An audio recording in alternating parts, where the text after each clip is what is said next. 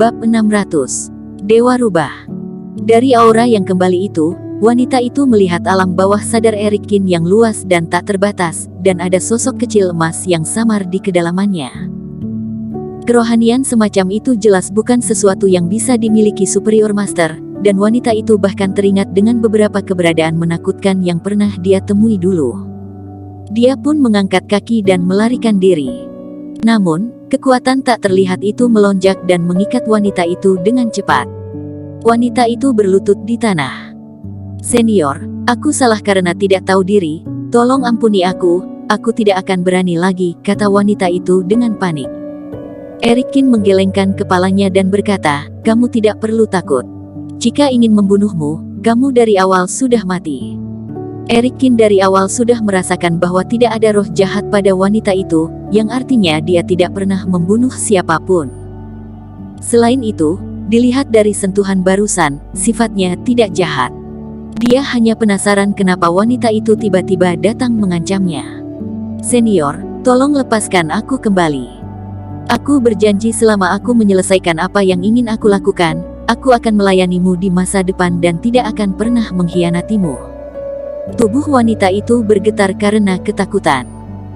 Dia tahu beberapa kekuatan supernatural yang hebat yang suka menangkap mereka sebagai gadis pelayan atau selir, tetapi dia masih memiliki masalah besar yang harus dilakukan.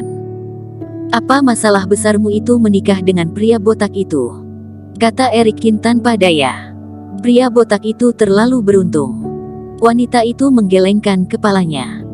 Dia menggertakkan giginya dan berkata, "Tidak, aku punya dendam kesumat dengan keluarganya. Kakaknya membunuh kakak perempuanku. Aku mendekatinya hanya untuk membunuh kakaknya dan membalaskan dendam kakak perempuanku di masa depan." Erikin mengerutkan keningnya. Dia mengulurkan jarinya, dan sebuah kerohanian keluar dan masuk ke dalam pikiran wanita itu. Tubuh wanita itu bergetar ringan dan tidak melawan. Adegan itu melintas keluar. Dua rubah muda hidup bahagia bersama. Kemudian, mereka dikejar oleh pemburu dan jatuh ke tebing dengan panik. Tanpa diduga, ada alam rahasia di jurang maut itu. Mereka tidak mati dan memperoleh warisan Dewa Rubah. Kultivasi kakak perempuannya lebih tinggi. Dia berubah menjadi orang dewasa terlebih dahulu, kemudian menyelamatkan seorang pria dan jatuh cinta padanya. Tanpa diduga, pria itu tidak tahu balas budi. Setelah mengetahui identitas klan rubah kakaknya, dia membunuhnya secara brutal. Rubah kecil meneteskan air mata dan bersumpah untuk membalaskan dendam kakak perempuannya.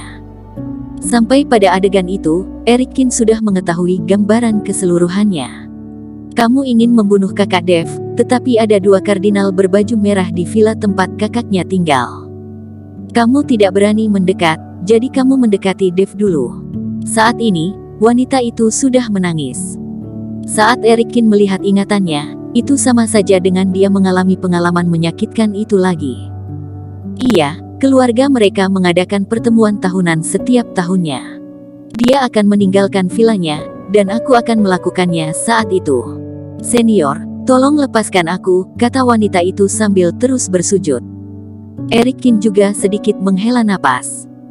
Orang biasa yang memulai jalan kultivasi sudah sangat sulit, tetapi sebagai jenis binatang buas, itu bahkan lebih sulit lagi.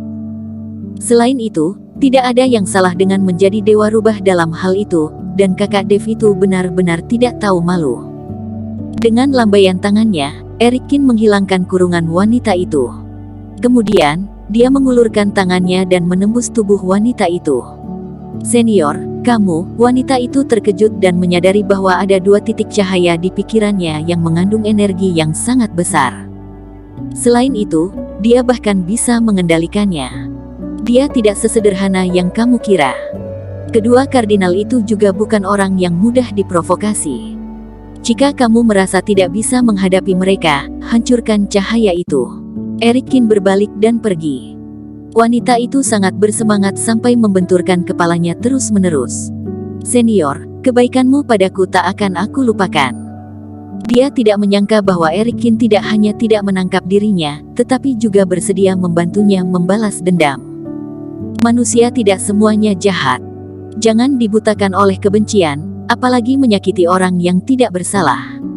Jika tidak, Itu tidak hanya akan menghalangi kultivasimu, dan aku juga tidak akan membiarkanmu pergi. Suara Erik Kin bergema.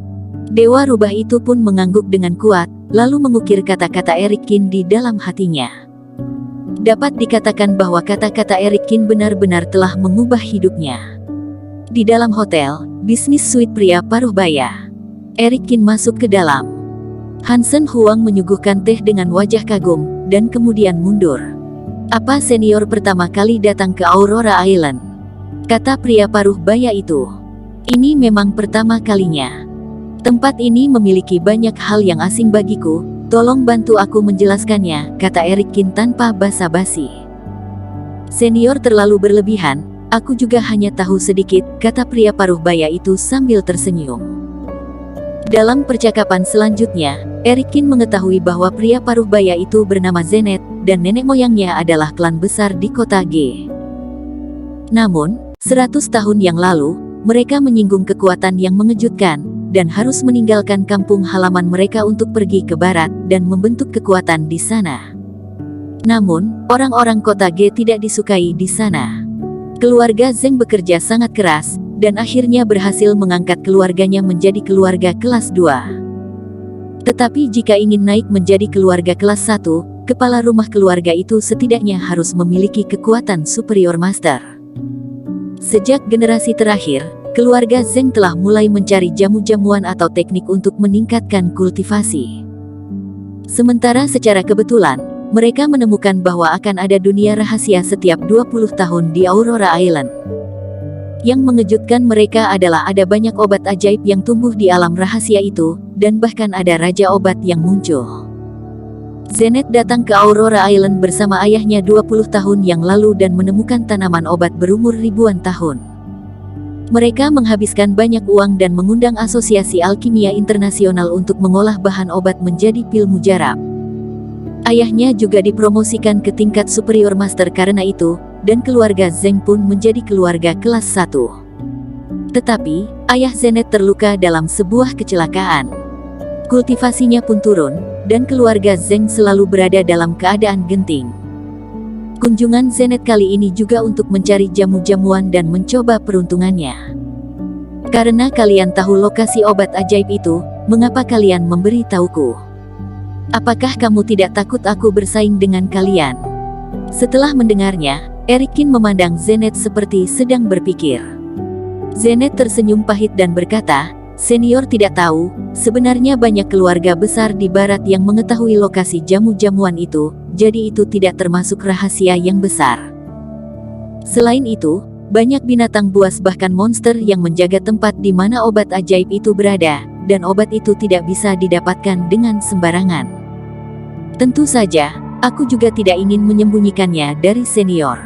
Aku mengatakan berita ini untuk berharap agar dapat membentuk hubungan yang baik, kata Zenet dengan tulus.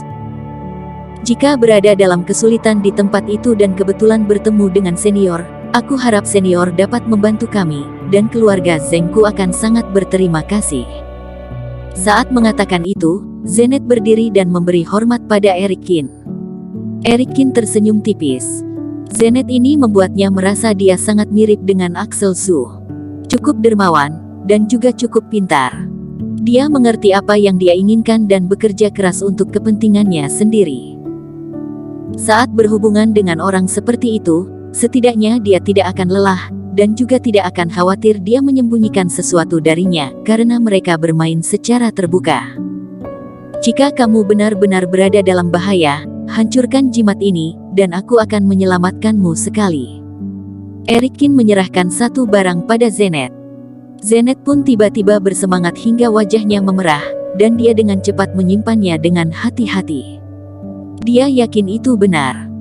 Meskipun dia tidak mengetahui dasar kultivasi Erik Kin yang sebenarnya, tetapi peringkat 3 superior master sudah menjadi master yang sangat kuat baginya. Karena ayahnya hanyalah seorang peringkat 1 superior master. Zenet sangat bersemangat. Dengan adanya master hebat yang bersedia membantunya, kemungkinan keselamatan dalam perjalanannya meningkat pesat. Dia berpikir sejenak, lalu mengeluarkan sebuah peta dan menyerahkannya pada Erik Kin. Bersambung. Terima kasih telah menonton video ini sampai akhir. Jangan lupa subscribe dan nantikan kisah episode selanjutnya hanya di Novel Story. Salam.